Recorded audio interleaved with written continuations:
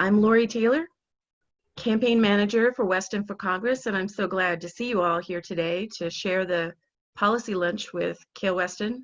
Kael is running in Utah's 2nd Congressional District, where that's most of the land is in federal ownership. If you've been following our campaign, you know that Kael feels a connection to this land, and I'm sure he will tell you about how he slept outside under the dark sky last night. The lands matter to him, to many of us, on a personal level, on a community level, and on state and national levels. And as with many of the issues and policies you'll hear about from this campaign, you'll find that Kael has opinions. And that's not the end of discussion, that's the beginning of discussion. Kael is a diplomat by nature, and he's good at bringing unlikely parties to a discussion to talk about common ground. I think today you'll hear about the federal role in CD2's public lands, about federal action you can expect from Kael, and about the conversations that we need to have. So please be thinking of questions to ask during the Q&A. And now the text so that you can have a smooth experience today. First, please stay on mute while Kael speaks. Use the chat feature to ask questions during the remarks. Our communications director, Julie Bartell, will gather your questions. Second, you can control how your screen appears. Near the top right of your screen, choose either the grid view, that's a 3x3 grid that gives you the full Brady Bunch experience, or speaker view to enlarge the video of the current speaker. And finally, I want to let you know that we have updated policy statements on our website. This was a beautiful effort by many people. Our policy volunteers, including 30+ desk officers, worked with Kael to determine his stance on issues, and they researched white papers about what can be done about these issues at a federal level. And then our communications volunteers brought the importance and the urgency of these issues to life. And Kael then made the statements his own. And you can find the campaign statements on 8 major policy areas at westonforcongress.com/issues. So let's get started. Please ask your questions in chat to Julie, and we'll answer as many as possible. Kael? Thank you, Lori, and thank you everyone for joining us for our 3rd policy lunch. I'll tell you, this is the first time we've done it on the road, and if I look to my right, I'm looking at beautiful public lands in the Escalante, Utah area. A little bit of why I think this is probably one of the most important discussions I think we'll have. And I've prepared some comments, but on an issue as big and vast as public lands in Utah, I think our goal as a team, and we've got a great team that gets all these policy discussions going, is to really open it up as soon as we can. I haven't been saying on the campaign trail that, of course, I fell in love with the West a long time ago as a kid, growing up in this beautiful part of the country, and it's even in my name, Weston. So as I've been on the road since May, listening to a lot of voters, COVID, of course, is still the omnipresent cloud that's hanging over everything, but under the cloud of COVID is the issue of how do communities in CD2 deal with how land has been either developed, overdeveloped, plans to perhaps do a corridor highway plan in Washington County, which we can talk about, but also where I am now with Ty, our tech director in Escalante, which is a community, of course, is very dependent on tourism. So one of the big themes that I think we've tried to write about is what happens when the tourist-based economy really struggles. And we've seen that with a lot of European travel that's no longer happening, and Asian travel, while balancing out diversifying some of these economies while protecting the land. So those are big issues, but I did want to spend a few minutes of kind of how I look at the district, some of the conversations we've had. Our team worked very hard, and you may have seen some of the interviews we did with people who not only live in the urban parts of CD2, but live in places like Escalante or Kane County or Washington County or Cedar City, where we'll be tomorrow.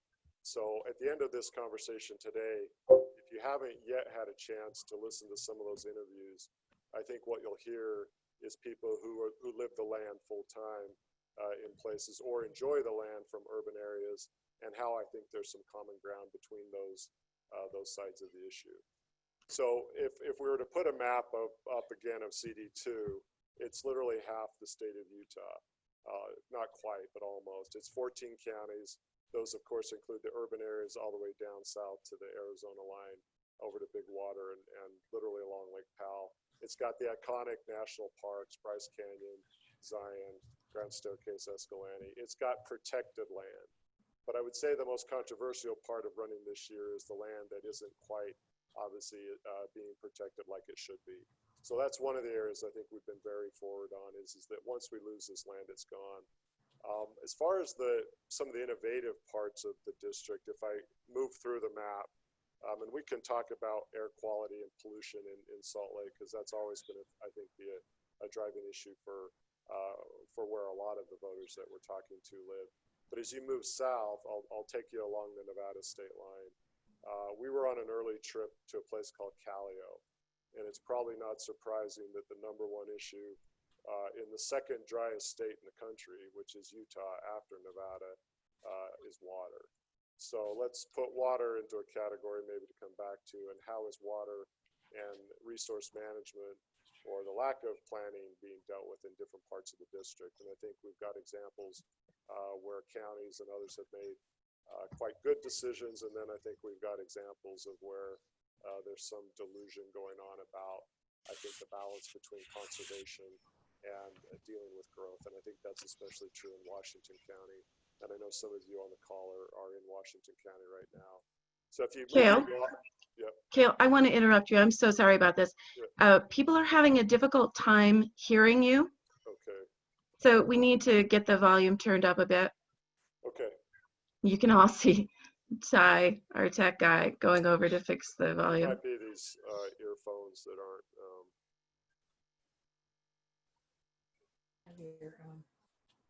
Can you hear me better now? We need to look to see if it's coming through there. Can you hear me? Should I just take off?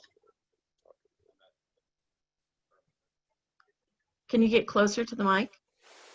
Yeah. Can you hear me now? Yeah, that's a bit better. Yes, that's much better. Okay. I apologize for leaving a lot of that out. Where we were, thank you, is I was trying to kind of give a sense of the map of the district. And of course, if you look at Utah being the second driest state in the country, and I think a lot of us forget that, or I think a lot of, maybe not on this call, but a lot of the voters I talk to forget that after Nevada, Utah is the second driest state. So in some of the travel we've done, of course, water comes up quite a bit. And there are examples, I think, in the district where whether it's talking about the pipeline or whether it's talking about conservation, we could maybe compare and contrast, I think, which areas of the district are doing better.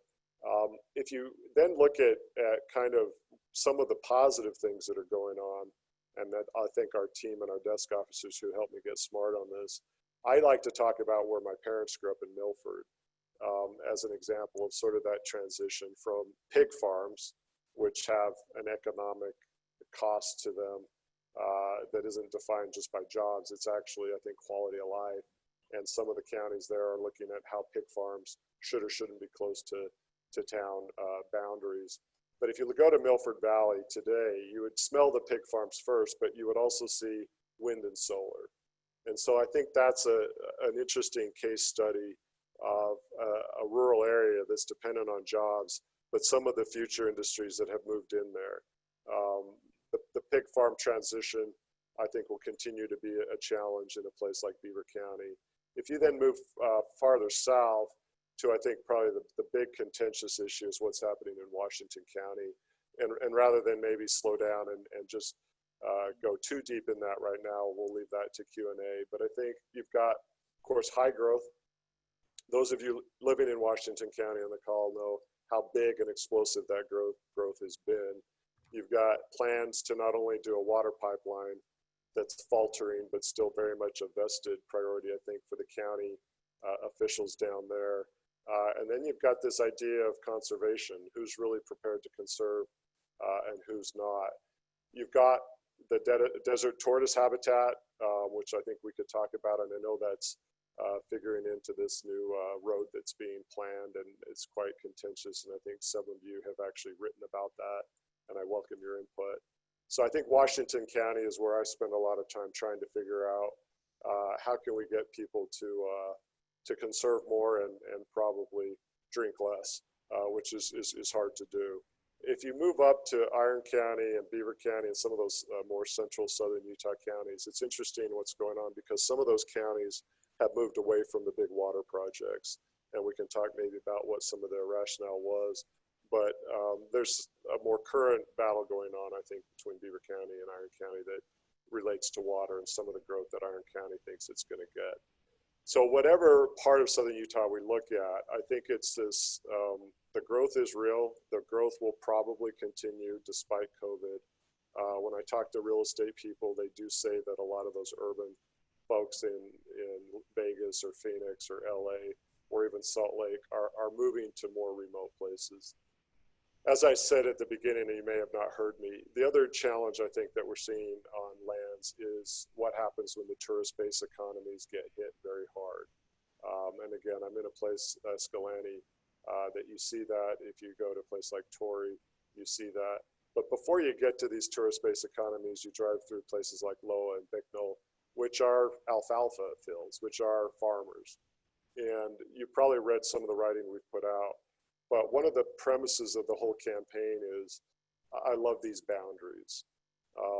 It's a gerrymandered district, R+16, but I think on an issue like land, the more I listen to people and the more we're out on the road, you do start to see some common ground. And Nicole here in Escalante has done a lot of good work on land and policy issues. But you may ask, why do we keep on coming back to a place like Escalante? It's because I believe it's actually where all of the issues come together.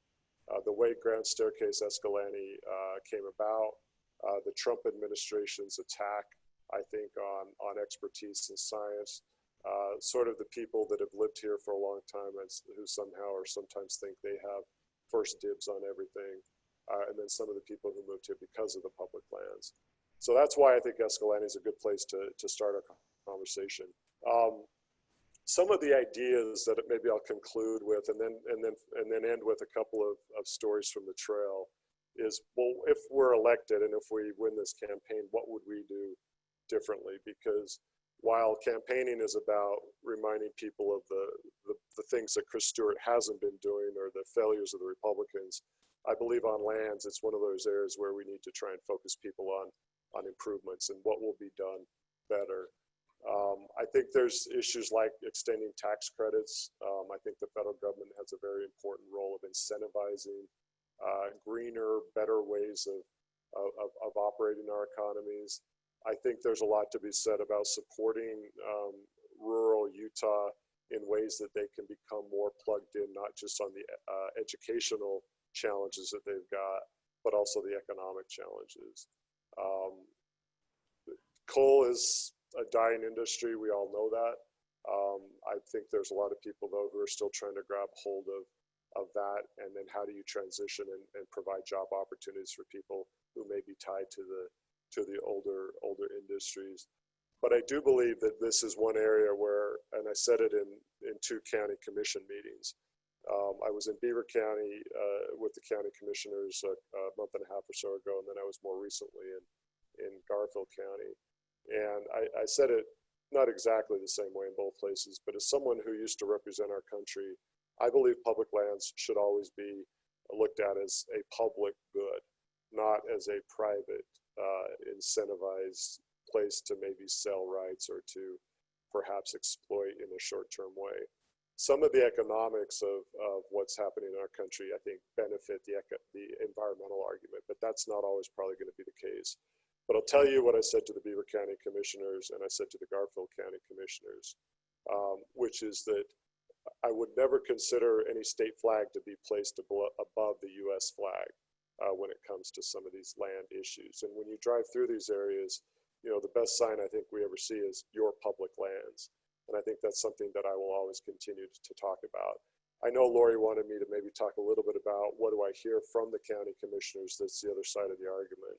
And I speak as someone whose uncle was a county commissioner for 30 plus years. He was a Democratic county commissioner in Beaver County.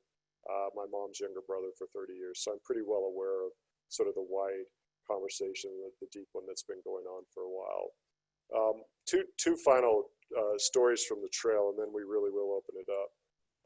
When we were in Kael, which is literally on the Nevada state line, we met with a woman named Annette, and she had been fighting the Las Vegas water barons basically for a long time. And there really aren't a lot of voters out in Kael. It's about 20 ranching families. But on lands and on public lands, one of the things our campaign has tried to prioritize is what are the important messages that flow from substance, not from just counting voters. And what she helped educate us on was the water issue with a powerful interest like Las Vegas. And while that's less serious now than it used to be, I think it also showed a story of what a committed group of Utahns can do, which is actually to protect the water. And they were pretty successful at doing that with some lawsuits that went forward. If you fast forward to just last week, we were in Kanab, and interestingly enough, after the Stewart Town Hall, a small group of supporters and I sat down with Mike Noel, and you all probably know who Mike Noel is. And I didn't know how that conversation was going to go, but look out for a message that will go into more detail about how someone like Mike Noel looks at land, how his interests maybe obviously aren't something that we agree with, but I think it's important to hear directly from a guy like him about how he views water, how he views ranching, how he views actually the November 3rd election as well. So those are some general ideas I wanted to put out there. I covered a lot. The district is big. The issues are complicated, but let's hear what you would like to talk about, and I look forward to your questions. Okay, I've got one from Maria. She says, Trump is always talking about how unfair it is for European countries not to pay their fair share at NATO. I would say the same about ranchers who graze their cattle, sheep, and goats on public land and forest. They don't pay a fair price, and some don't pay anything, refusing to pay back fees, adding into the millions.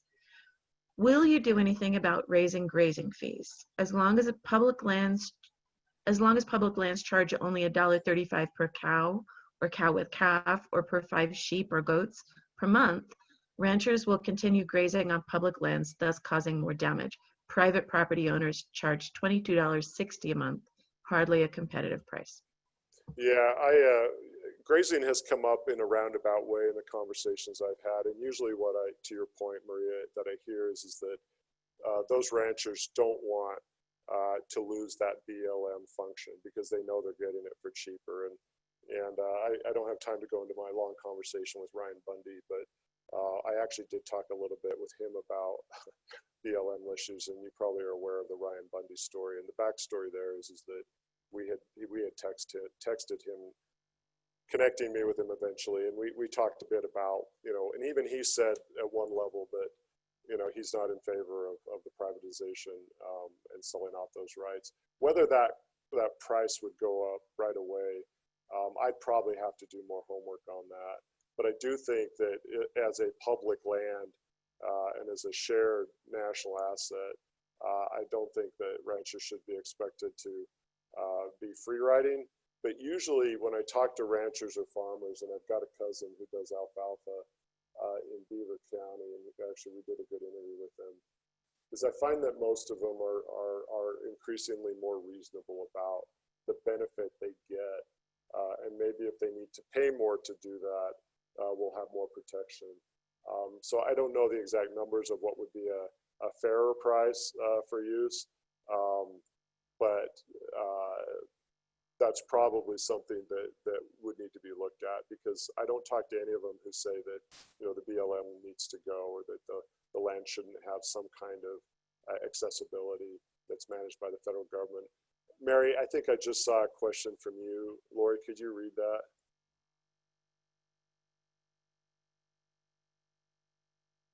Muted, sorry. Yeah. Are you aware that the BLM is trying to discard, is it NEPA or NEPA, safeguards on vegetation removal? They cannot submit for approval to NEPA on parcels as large as 10,000 acres all over the country. The motivation is giving favors to ranchers and the hunting industry. Yeah, Mary, I'm generally aware because I see it going on when they're basically dragging the chains through sagebrush and clearing all that out, correct? And I've seen that actually west of Cedar City when we were driving out toward Newcastle and Barrel. I think one of the big challenges that we're all going to have is what's been going on administratively under Trump, which is not only have the experts been attacked or been fired, there's a lot of these interpretations of rules, or to your point about maybe interpreting NEPA differently. And that actually did come up in the Garfield County Commission meeting that I was at. The head of the commission basically said, we finally got a president who understands land. And I kept my mouth shut, but I thought the next time I'm in this room, I won't. So I think that that's one of the big challenges is there's a lot going on that we're only finding out about after some of these administrative changes are happening. And it's going to take a lot of repair work, I think, to get back to where we were. The NEPA, from what I understand, the new interpretation of NEPA is one of the most dramatic things that Trump has done. And it has come up in one of the county commission meetings I've been in. What would need to be done about that is I think often you need to get the right people back into the right jobs. And when you've stripped the experts from the parts of our government that have all the knowledge, and you put in, of course, the political appointees several layers down, which is what I've seen with Trump, is it's not just the heads. He's gone in and tried to put people in it at other levels. This is the result that you get. So hopefully if Joe Biden and Kamala Harris win, we take the Senate, I think one of the big shifts will be to get the conservationists, to get the environmentalists back into these jobs that they've been sidelined, or some of them have resigned. Okay, I'm going to combine a couple of them. I have a comment from Tim and then a question from Tim Georgia. Yes. Hi, Tim. And from Georgia that fit together. Hi, Georgia. So Tim says, since the 70s, tourism has been Utah's 5th highest economic driver. In Escalante today, tourism is the number one, it was a question. Is tourism the number one source of income? Do you know? In fact, I was just talking to where we're staying. We're staying at a great place here in Escalante that allows us to do Zoom. And East Coast transplants had moved here for the land, like a lot of people, you know, they felt. In fact, she said she was crying the first time she saw Southern Utah, which those of us who are native to Utah, I think we need to remind ourselves how special this landscape is because we get spoiled by it. But she said actually exactly that for anyone who's arguing against the role of tourism, whether it's the COVID shutdown or the fact that the Europeans and the Asian tourists who normally come through here aren't here, I believe, and I don't know the exact data, but logging used to be an industry here in Escalante. There's some talk about that. I know Chris Stewart likes to talk about where did the logging industry go. But I've been living and camping and hiking in Southern Utah in a place like Escalante long enough to know that the biggest magnet, and in fact, after the Zoom call, today's the first day that the visitor center at the monuments is open. So we're going to wander over there and talk to the rangers and everyone. But I would be pretty safe to say that Escalante is entirely, mostly dependent on the tourism industry. And this is what the motel person was talking to us about, is that some of the old farmers and ranching families out here that, and my family goes all the way back too, but like I like to say, and you've probably heard me say it before, whether you got here in 1848 or last week, we're all Utahns and we all have a say in how our land and how issues are managed. But what she was saying is that bluff is starting to be called, that the people around here all know that this monument, the tourism, the movement, the travel related industry is all dependent on keeping that flow in, which leads me to part of the Garfield County Commission meeting that I was in. This was about a month ago or maybe 6 weeks ago, and Byron, I don't know if you're on, but he joined me and he's running for county commission down here. It was interesting because the county commissioners kind of deplored how their tax base had just been decimated. That they were looking at, some real reductions, obviously, because of COVID. But of course, this is the same set of kind of county level officials that wrote a letter way back in March to the governor and said, open it all up. So again, what COVID, I think, has done is show how brittle that model is and how dependent these economies are. I was talking to a bed and breakfast owner in Torrey, and she was not able to apply for the PPP program because her employees are 1099. And since her employees were 1099, which is what a lot of this industry is, she wasn't able to get some of that money to help carry through the COVID downturn. So Tim, I believe it's got to be the number one, because I know every time I've been here, I talked to a former ranger who managed the forests up here, and he said logging, isn't coming back. Coal, there's always talk eventually in some parts of the district of coal. It's really not coming back. And all of the shops here in Escalante that I see are dependent on traffic, and traffic's pretty low right now. So I'm going to combine some of the other questions, and Tim actually had a comment as well. He said in the past decade, Senator Lee has spoken in Escalante in a town meeting and criticized the federal government presence in southern Utah, and yet, as you say, it's bringing in tourism money. Georgia asks, what are some ideas for economic opportunities in counties so dominated with public lands, such as Garfield? Yeah, in fact, I'm biased, and Ty, our tech director, who's got a great telescope, we were trying to get some night sky images.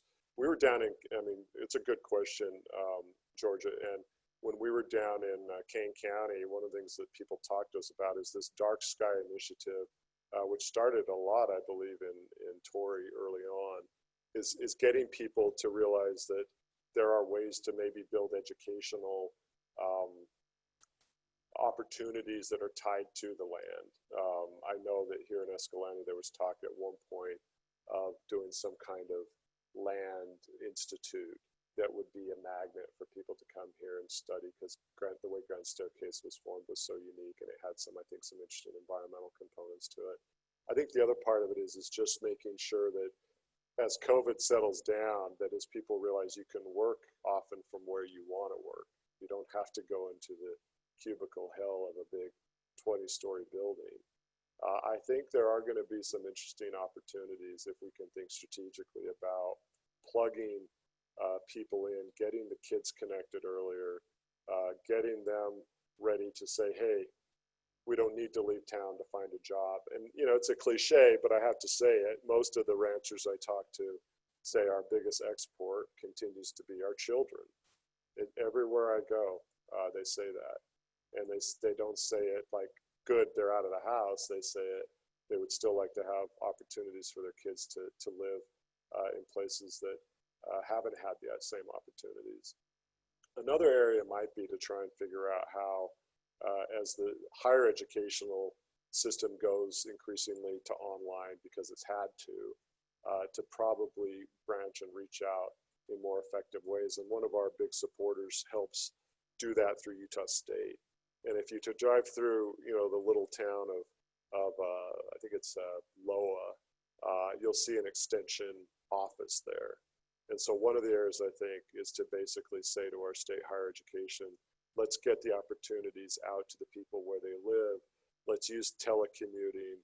Let's also tie in telehealth, right? Because if you're going to live in a rural part of the state and want to work from a rural part of the state, how are you getting your health care, and what are the ways to close the gap between what IHC can do in Salt Lake City versus what can a clinic do, in a small rural town?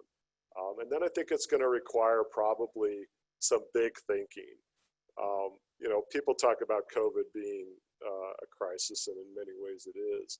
But I think the big test is going to be, how do we come out of COVID to address issues like the inequities in healthcare between rural America and maybe urban America. If you're a kid in high school in Beaver County or Juab County or Miller County versus in Salt Lake County, And what we've seen, I think, with this crisis, which is partly economic and definitely a public health crisis, is not all communities are hit equally, and the people that are suffering the most are our minority neighbors. And I think about that a lot. You know, what is government doing to make sure that those school lunches are provided for? What about programs that make sure people can eat? What about, you know, in a rural area, how do you get housing? I remember before my grandma passed away in a care center in Beaver, I think they had to look at what kind of federal program would help cover that cost. So I don't think this is a time for small thinking. I think it's actually a time for big thinking and to connect the rural and urban areas. And that's why CD2 is such a great place to run in, because it's incredibly diverse that way and challenging, really challenging. But I think if you don't have that educational infrastructure, bandwidth, that's a big problem. You've got to get people connected, and once they're connected, try and find areas where they could work remotely as much as they could. So we've got a lot more Escalante and Garfield questions, but I'm going to skip on to a different question, perhaps come back to those. Yeah. Just because of what you just said. Carl says you have an interesting juxtaposition within your district. On one hand, you represent some of the smallest and growing communities near public lands, and on the other, you represent one of the most heavily used and recreated upon public lands in the state, the Central Wasatch. Of course, this also provides many of your constituents with drinking water.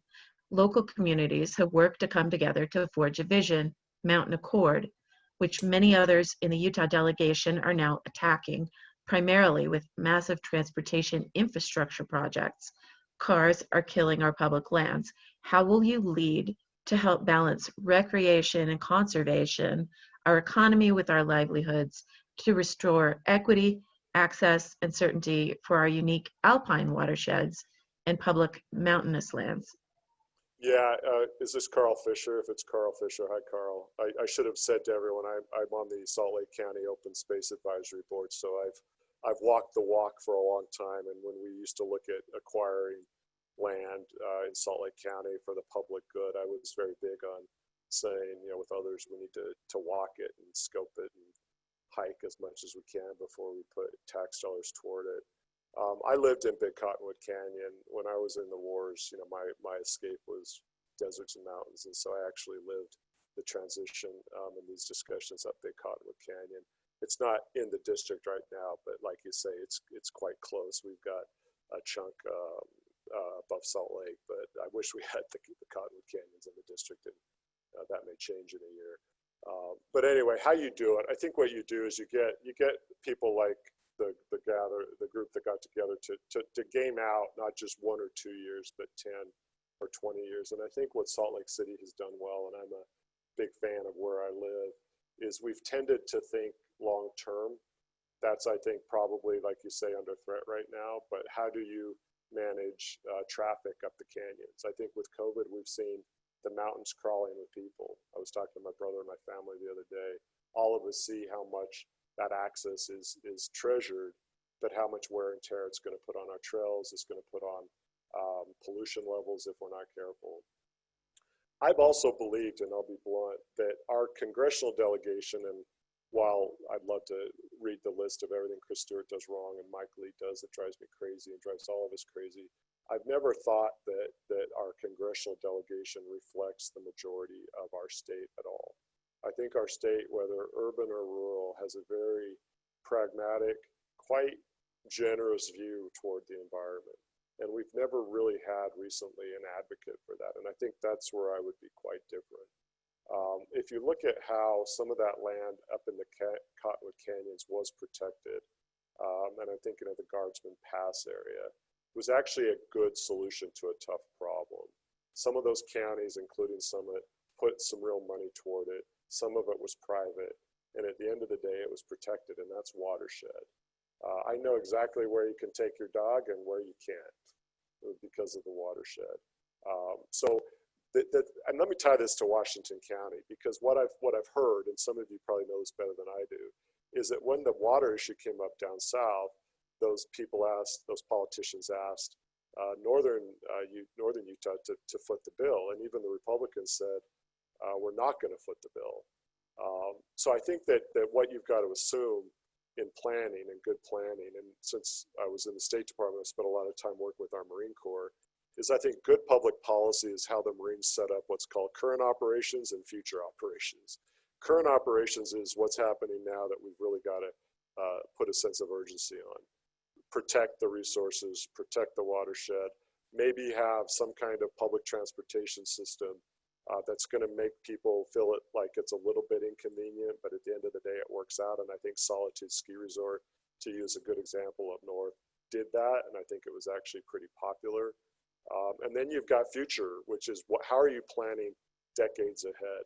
And I think that's where we're actually not very strong right now in terms of our elected leadership. I don't want to bring in the inland port, but I will, because the inland port is in the district. You may have seen the Salt Lake Tribune article that talked about some of these rural counties like Wayne County and Beaver County, which are in the district, looking to try and get these satellite ports. If you didn't look at that long piece, which was really well done in the Tribune, I recommend you look at it, because what it highlighted is some of these counties are saying, hey, we've got space out here. It'll alleviate some of the urban concerns with the inland port up north, and it'll also provide jobs. So I'm going to pursue that a bit more and think that through. But it might be a way to get a better balance while protecting things that once they're gone, they're gone. If I could end with the point that 11 years in government taught me that policy is usually only as good as the people who you've hired to work the policy. And why I'm running, and I think why our campaign has highlighted green issues, is that big disconnect, I think, from our current congressional delegation and the people of Utah. And I mean people up and down, east and west. I feel like there's quite a popular argument to be made by saying a majority of Utahns are actually quite environmentally minded. And whether you live in 84101 or you're down in Washington County, we know what's worth protecting.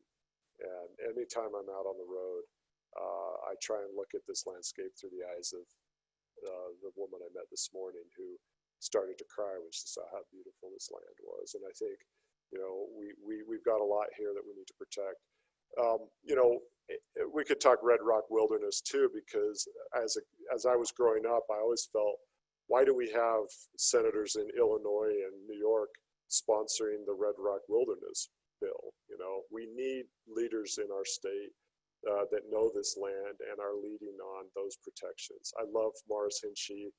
I know he's been fighting that one for a long time. And Dick Durbin, I was in a meeting with him in Afghanistan, and I wanted to say thank you for protecting Red Rock in my home state, but he wanted to talk about the Taliban. You know, so I think we need politicians and elected leaders who understand these issues, because we still camp, we still hike, we still know this land, and we're trying to get federal legislation that protects it. And that would be something that I would work very hard toward, is not to be a co-sponsor, but to lead actually on some of that designation and protection. Okay, I like to give as much texture to the questions as possible, so I may go back and forth just to make sure that we're covering different areas. I have a question from Tanya. Have you been meeting with any Native Americans, either on or off the reservations, about land issues? And if so, what are their views concerning water in southern Utah, land use, etc.? You know what? That's a well-timed question. I don't know if any of you know Forrest Crouch. He led actually for the state of Utah outreach to the Native American community. And to my good friend John Zacchios' credit, who's my 93-year-old Rotarian, we got in his car actually, and we drove out to Roosevelt about 3 weeks ago. We had about a 2-hour meeting with Forrest to talk about exactly this issue. So I've got the contact information for the Skull Valley tribal leaders out there and IPABA. So while I'm not yet on their calendar, what we're trying to do, thanks Carl for joining us, is that we're going to try and combine, interestingly, a Dugway visit with Skull Valley and Ipapa. And the question is just getting the timing together. But for us, what Forrest has been able to do is basically say, hey, you know, you reach out to them, tell them that I'm sending you their way, and that includes Paiute.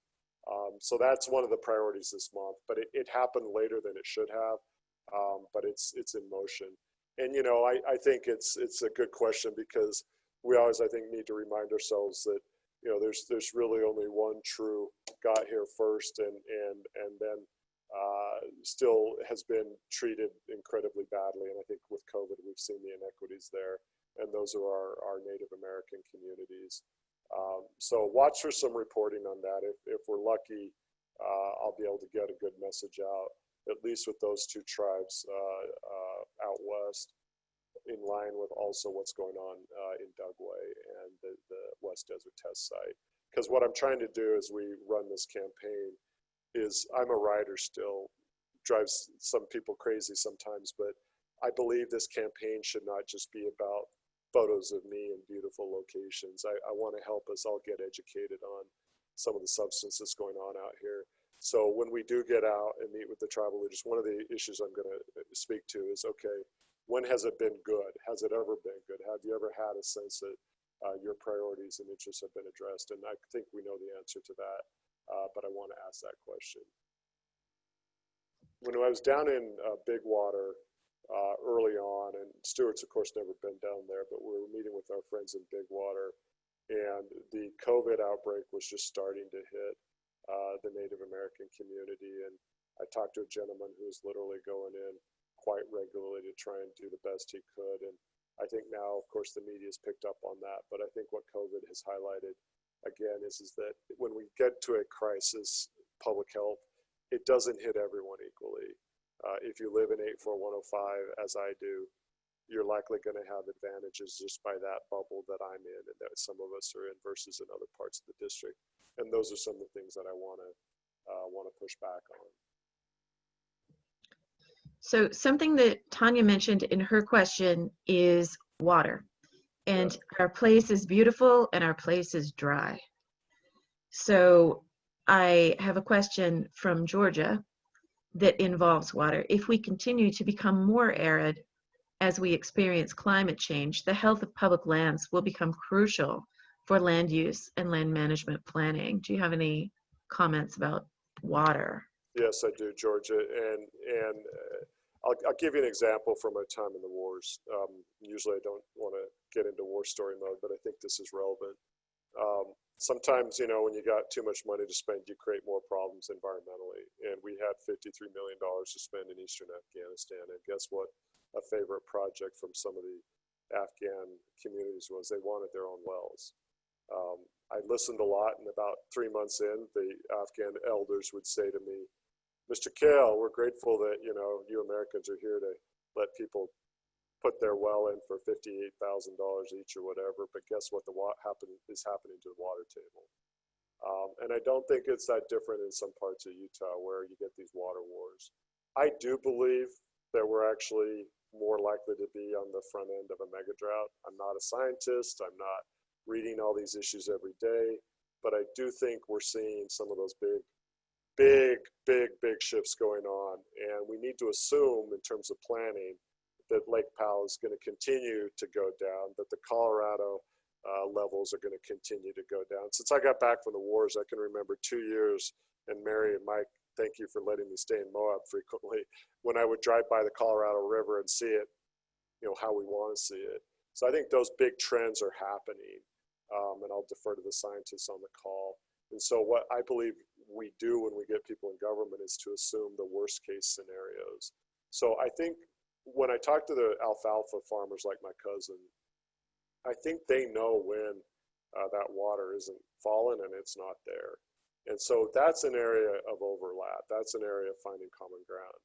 And you've heard me say it on other policy discussions, but I'm always looking for ways where the rancher, the farmer, and the SUA advocate or the environmentalist can actually say, you know what? We know that water's the most precious resource we have other than time. And guess what? That water's not falling like it used to, and those water levels aren't there. And that's exactly why I think that pipeline into Washington County is running into some trouble, because I think some of the more reasonable, rational arguments are playing out, and conservation is becoming the more economical, but also the wiser strategy. I don't know, Georgia, if you've got any of your own ideas, but I think, first of all, you got to agree on the facts. And I think I'm hearing on water, more people are acknowledging the challenge that we have. And that's true up in northern Utah as well. I mean, I look at some of the conversations about the watershed up north, and they're starting to shift as well, I think, given the growth. I guess just quickly, my concern on the public lands is that, if it's going to be, if tourism is going to become one of the economical things we do with them, we still have to pay attention to water, because you have a lot of people there. They want all kinds of amenities. You have to have water for hotels. You have to have, all those things.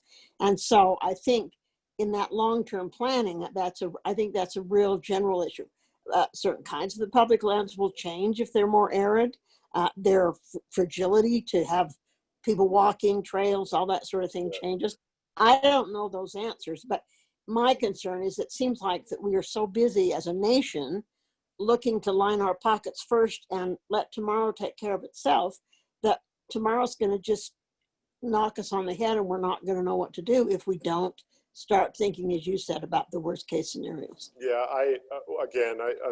for worse often, Fallujah taught me I always had to think about the least bad policy option. I always had to think about it's bad and it can get worse, because often in the wars it got worse.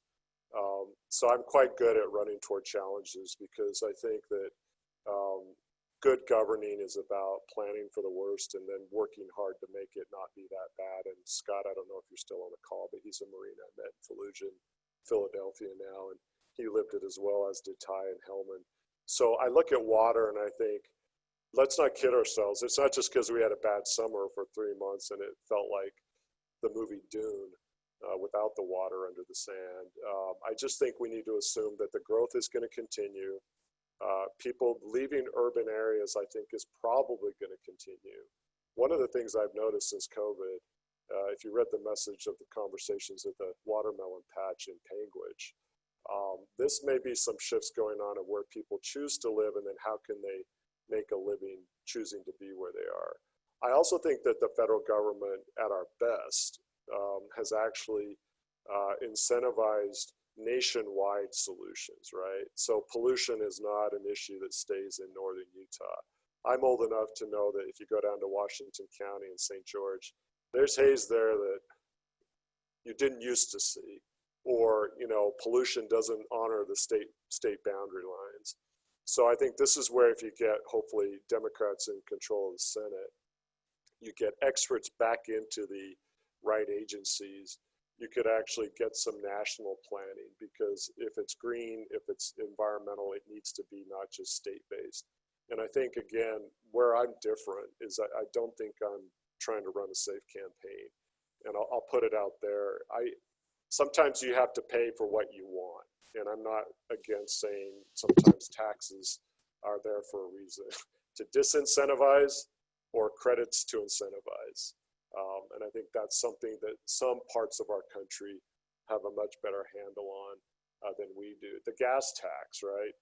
That's considered to be, never mention a gas tax or people will run away from you a mile a minute. Well, I'm not so sure, because I'm a straight shooter. And I think the good policy is about saying a complex issue is going to take us time to talk through. And it may actually be in all of our interest to pay a nickel more a gallon to get something that we're going to need.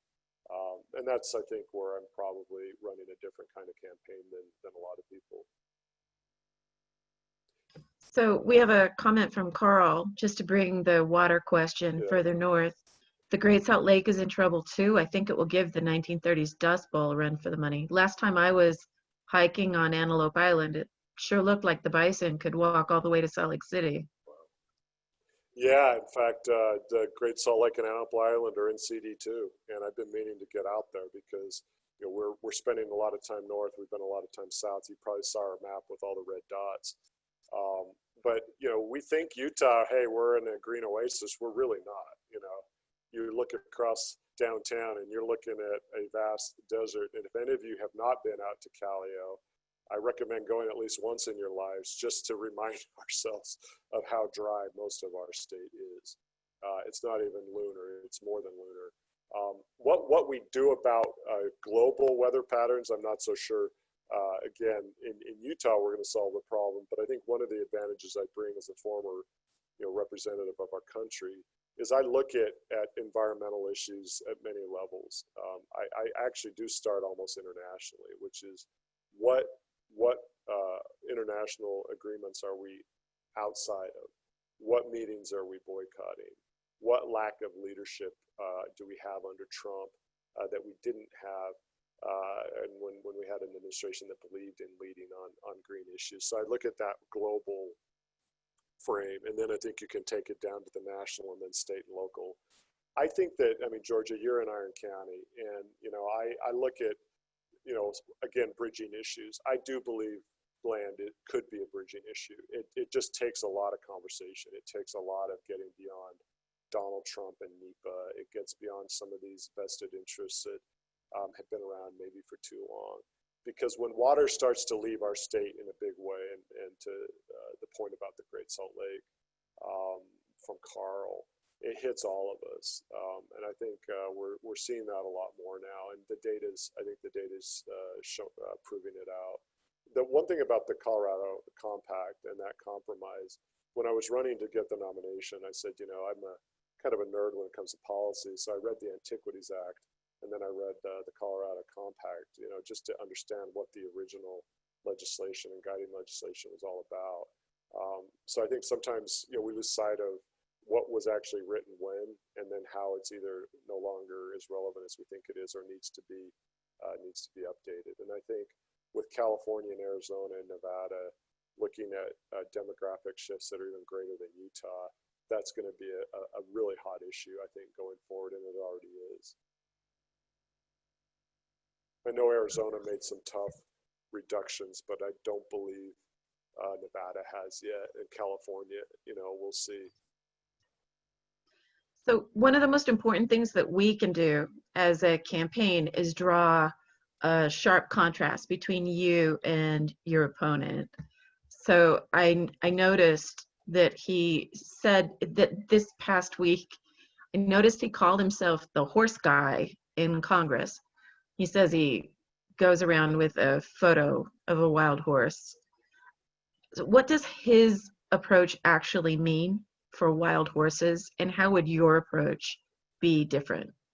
Yeah, in fact, we were there at his town halls, and he basically said it was political hand-to-hand combat over horse management, wild horse management, is how he described it. And he talked about, yeah, carrying a photo around of a starving colt, showing it to Democrats to say, hey, here's the effect of lack of, in his view, management of the wild horse issue. And, you know, in Minersville, where we were at the fairgrounds, he had a lot of, you know, supporters there that, not a lot, he had supporters there who I think are okay with culling and killing wild horses.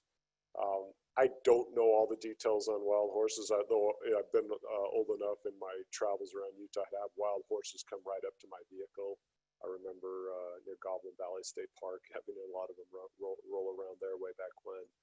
But I can tell you, I think that he uses it, I think, as a wedge issue. I think he uses it as probably something that may have some basis in terms of if there's too many horses without some kind of planning, I could see that there are some issues there.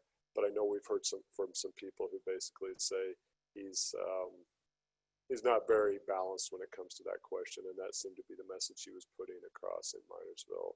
So I doubt I would be the horse guy in Congress, but I would take the issue very seriously, because I know that there are different arguments about what we should do, but I don't think I would be carrying a photo around of starving colts scaring people.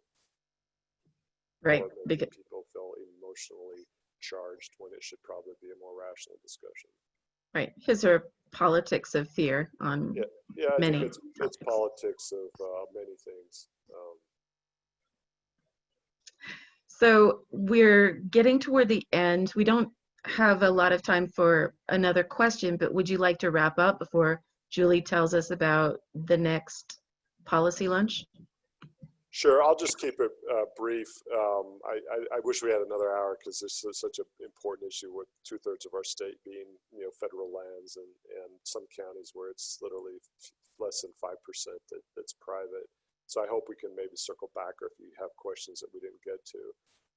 But I'll tell you what's worth fighting for is exactly what we all live among. And, I would say I wish I would have been an astronomer or a geologist and rather than a candidate, because I think that the geology of Utah is the ultimate reminder of how special this state is. And so my overall frame will always be to protect, but it won't be one-sided.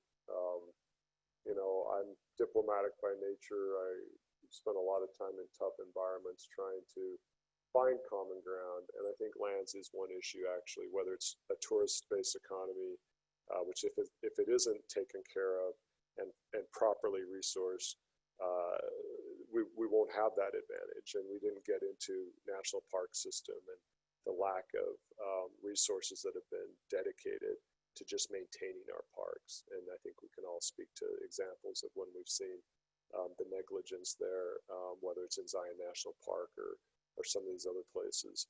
But I believe that it's important to protect because once it's gone, it's gone. I'm also a fact-based guy, so if the water tables are going down, that shouldn't be a debate among ourselves. It should be, how do we deal with it?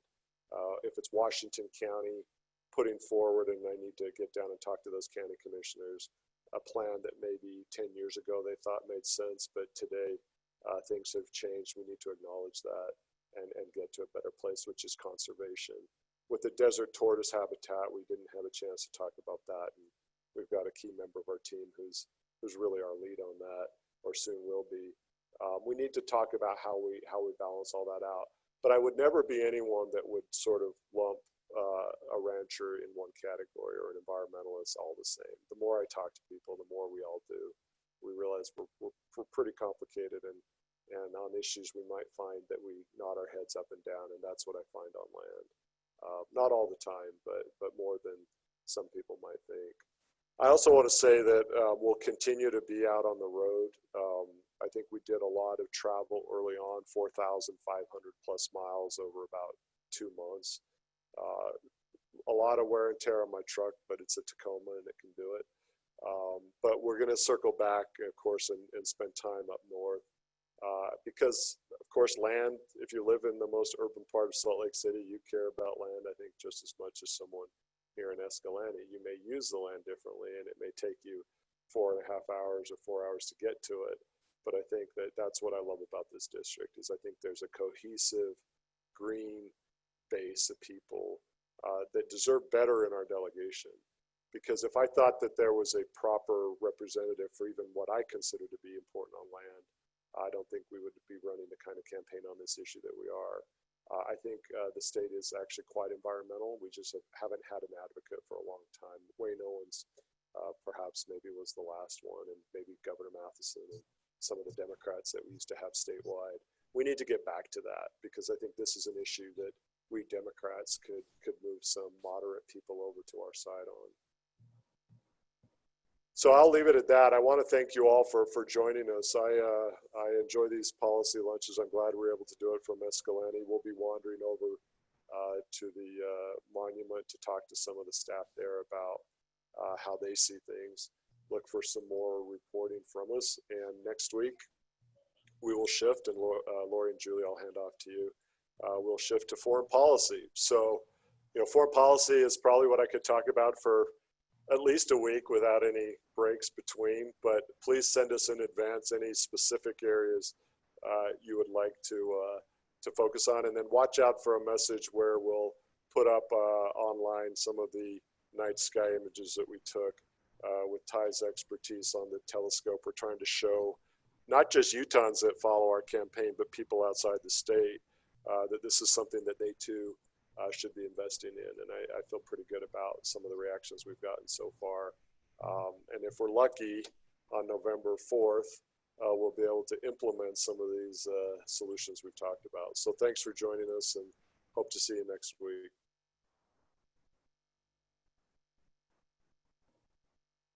Hi, Dave and Rosemary. Hi, I'm Julie. Hi, Kathy.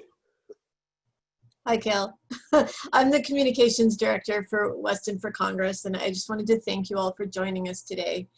Next week's policy lunch is about foreign affairs, and Kael will talk about Russian bounties, election interference, US troop withdrawals, China. International cooperation and standing is at an all-time low as the current administration's policies isolate the country and alienate our allies. Kael is the rare political candidate with over a decade of direct foreign policy and national security experience. He's a trained diplomat who spent 7 years in a combat zone. His perspective is unique, as are his views on where we go from here and what needs to be done post November 3rd. He welcomes you to bring your questions next week. You can register through the link that you'll receive after this event. And I just want to thank all of you for coming today. I recognize many names, so I know this isn't your first policy lunch, and I hope to see you next week. Thank you so much.